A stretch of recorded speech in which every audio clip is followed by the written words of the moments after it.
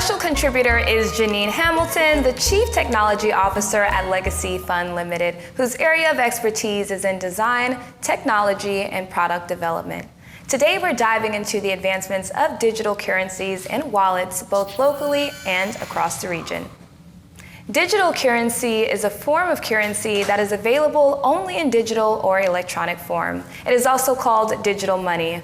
On the 20th of October 2020, the Central Bank of the Bahamas took sand dollar to production and a national rollout, making the central bank digital currency available to the general public.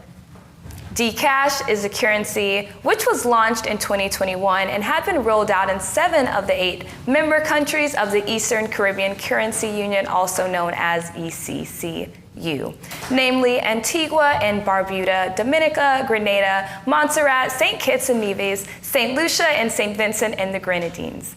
In September 2021, El Salvador adopted Bitcoin as its second legally recognized national currency, alongside the US dollar. It is the first nation to adopt the Bitcoin standard, serving as a testing ground for other countries looking to adopt the digital currency as legal tender.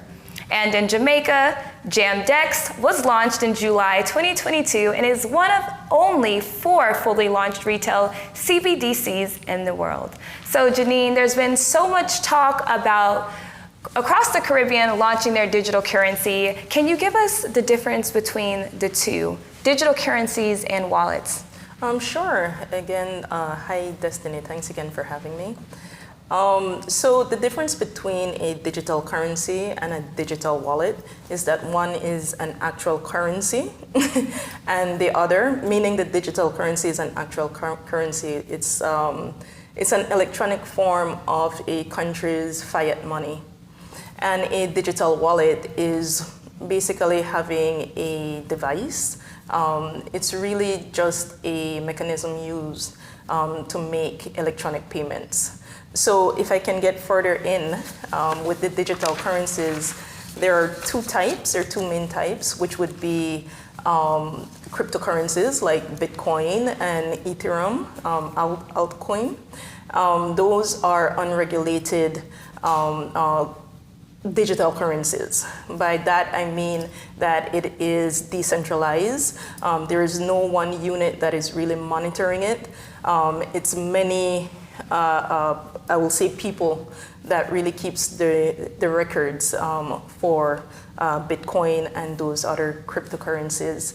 However, there are CBDCs, which is central bank digital currency. So that is a regulated currency, like the sand dollar that you spoke about. So what that is a country's legal tender that is legally able to be used within a country for purchasing stuff. Okay, so I know that Trinidad and Tobago just launched its Color app, which is going to make online shopping and purchases essentially easier. What have we been doing in Belize to occupy that space of digital currency? Well, we've been making strides. So we do have our DigiWallet app, which is offered by our Digi or BTL or telecommunications company. And we have eCash, which is offered by Belize Bank. And we have NBB Pay, which is offered by the National Bank of Belize. So we have those 3, what they would call a mobile wallet, but it's the same as a digital wallet that people can use. Okay, so just to confirm, the Color app that they just launched in Trinidad and Tobago, it's essentially the same as what we're currently doing with like DigiWallet and eCash? I would say no, there are some differences. While they both facilitate electronic payments, the Color app is more of an open wallet. Right? That's the correct term for it. Yeah, it's an open wallet, meaning that you can add your banking information, your debit cards and so on, and you can use it across different payment rails. However, with the apps that we have, or the payment wallets that we have, it's a semi-closed wallet.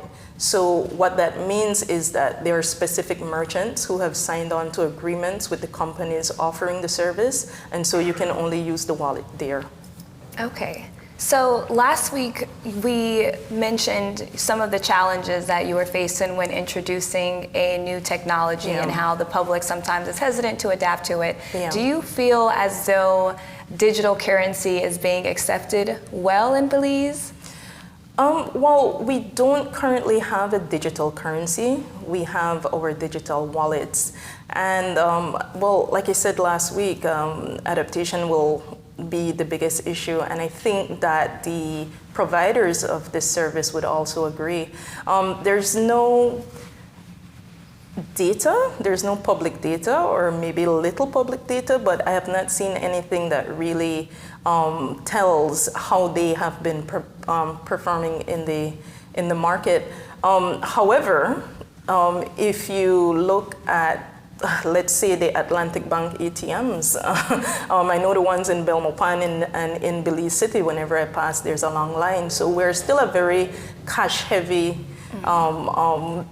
culture, you know. So yeah, I can't really judge per se. I have not really seen a lot of places to what I would believe would say, okay, yes, it has really taken off. I have not seen a lot of businesses really having it. Okay, quick question.